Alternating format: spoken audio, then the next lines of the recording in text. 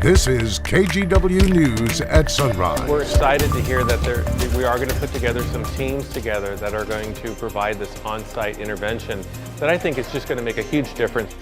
Portland is dedicating almost $40 million to fighting homelessness, but is that enough to end the city's crisis? Plus, a once thriving Portland mall now officially headed toward foreclosure.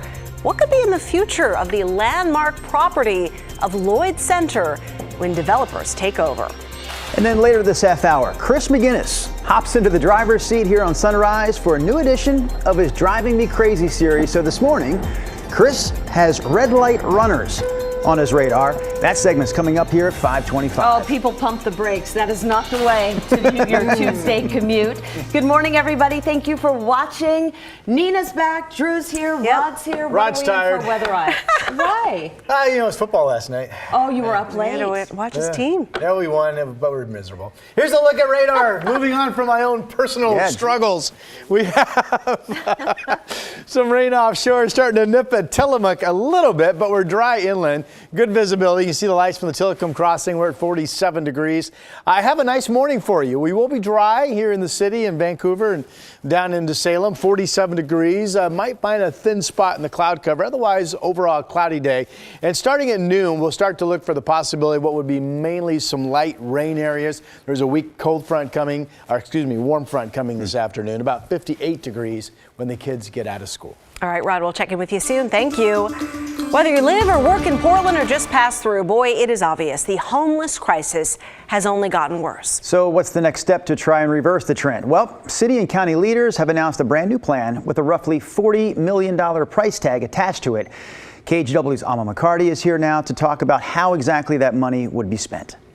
Outside of Blanchet House in Old Town Chinatown, dozens line up for breakfast, lunch, or dinner. The last 19 months during the pandemic have been just brutal for people. And so we do what we can 6 days a week to serve food and make sure that they have clothing and other supplies that they need to survive. Executive Director Scott Kerman believes the city and county's new plan is a step in the right direction. I think the city and the county's message today that they're going to spend a considerable amount of money addressing this issue is a signal that this is a serious issue and we're going to have to take it seriously and work together if we're going to, make some progress for the people who are really suffering right now. The $38 million comes from a budget surplus, extra tax revenue collected by the city and county. We all agree that permanent housing is the clear answer to ending people's homelessness, but there are many paths back home. And together, these new interventions will keep people on the road to homes of their own. The city and county will invest in several different types of programs, from beds and shelters to outreach and services on the streets. Kerman tells me that's something he's long advocated for: on-site peer and mental health support here and at other agencies in this area. It's a way to offer people connections and provide de-escalation. There's a lot of mental health and addiction crisis that we're experiencing.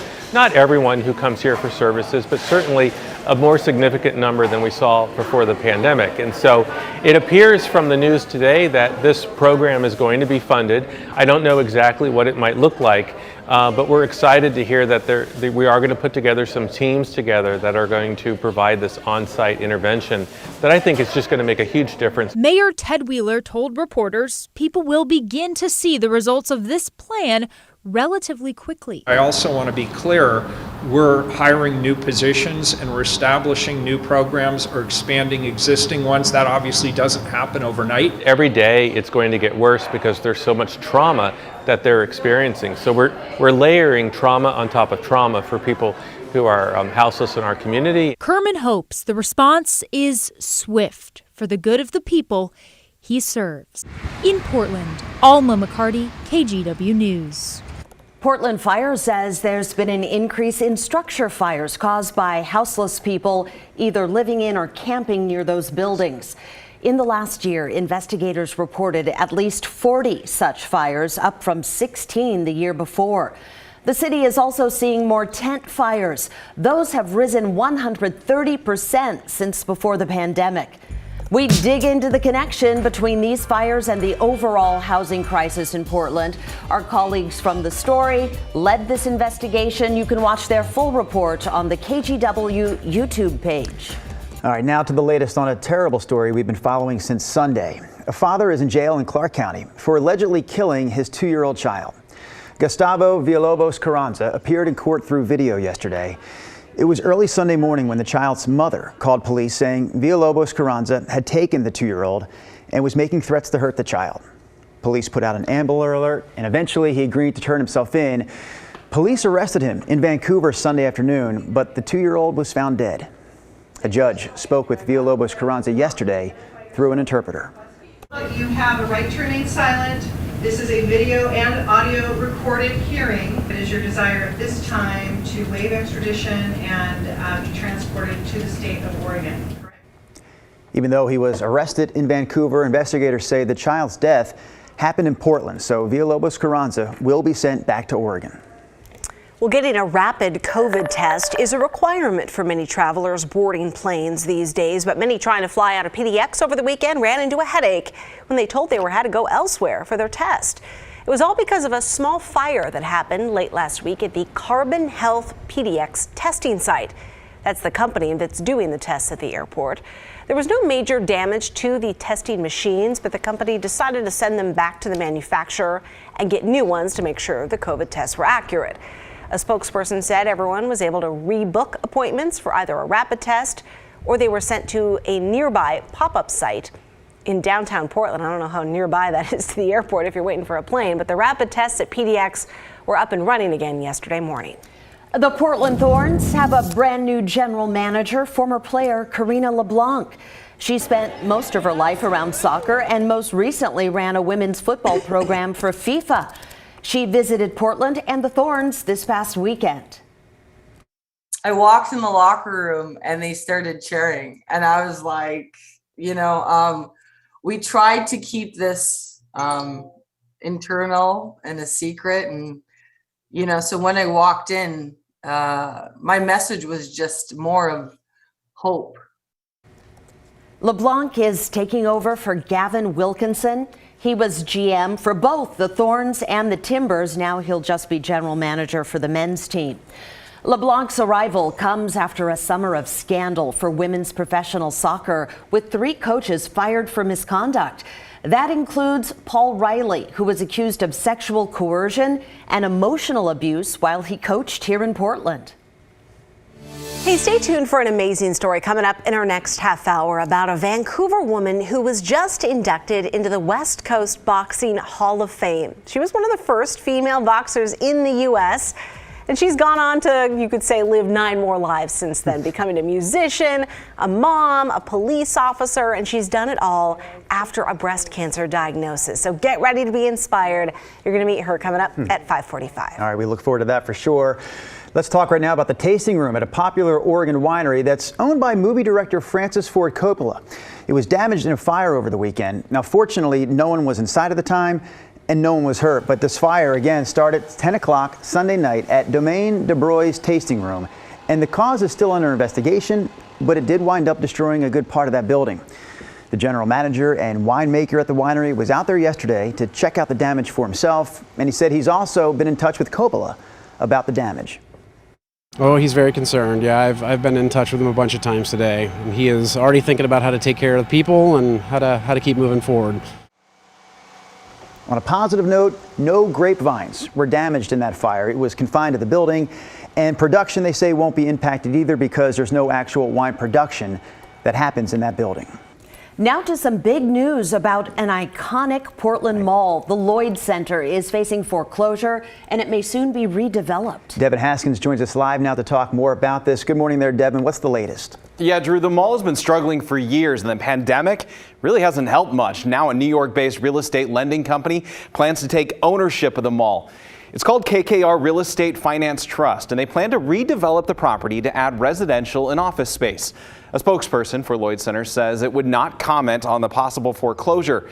Now, the Lloyd Center Mall opened in 1960, and it was said to be at the time the largest mall in the world, even bringing presidential candidate Richard Nixon for a campaign stop there. According to the Oregonian, KKR loaned $177 million towards the renovation of the mall in 2015. The mall owed $110 million in debt, which has been overdue since October of 2020. Now, even with that remodel, the last 5 years has not been kind to the Lloyd Center. The pandemic kept the mall's doors closed for some time. Multiple major retailers and chains have closed their doors there over the last few years. And you may remember over the summer, an electrical fire shut down the mall for a couple weeks. It had just reopened in late August. Now, at one point, the site was a possible spot for a baseball stadium. Remember the PDX project, or Diamond Project, talking about bringing a team here, maybe putting the venue there. A music venue was planned as well. It's not clear yet what will happen to the stores that are still open in the mall. Guys? All right, Devin Haskins for us. This is huge. I mean, I have so many memories living near that neighborhood. I know you did, and I grew up in McMinnville, so we would come to the big city and go to the mall and go ice skating, and it was a big deal. Yeah. It is just, I feel like we're losing a part. I mean, we knew this was going to happen, but now it's official. Yeah. I mean, I'm excited to see what this area is going to look like. I was going to defer to the two of you for this conversation because you're both from here. I mean, you grew up here, not too far from there, actually. Yeah. And you both like to shop more than I do. But really, I mean, that was one of my first experiences coming here, too. You know, I had to get Christmas presents the first Christmas I was here. They said, oh, you go check out Lloyd Center. And it has definitely changed a lot over the last 20 years. We're not surprised to see this news, but it still is something I know a lot of our viewers are talking about this morning as well. So we'll continue the conversation coming up on Sunrise Extra this morning. Of course, that happens every day online at 7 a.m. All right, can't wait for that. Okay, let's check in with Rod this morning. What you got in the Weather Center? I have to chime in quickly. My daughter, that's the ice that she learned to skate, and that's she's a freshman in high school, and that's still her main sport, figure skating. It all began there on that rink at Lloyd Center, which was great because it was warm to watch the kids if you were a parent. Most ice rinks, of course, are freezing. All right, here's a look at a high wind watch along the coast. This is up for tomorrow night into early Thursday. 60-mile-per-hour wind gusts will be possible, 13 feet seas. That's not that bad. The other gray color on the map, by the way, is a dense fog area setting between Salem and Eugene this morning.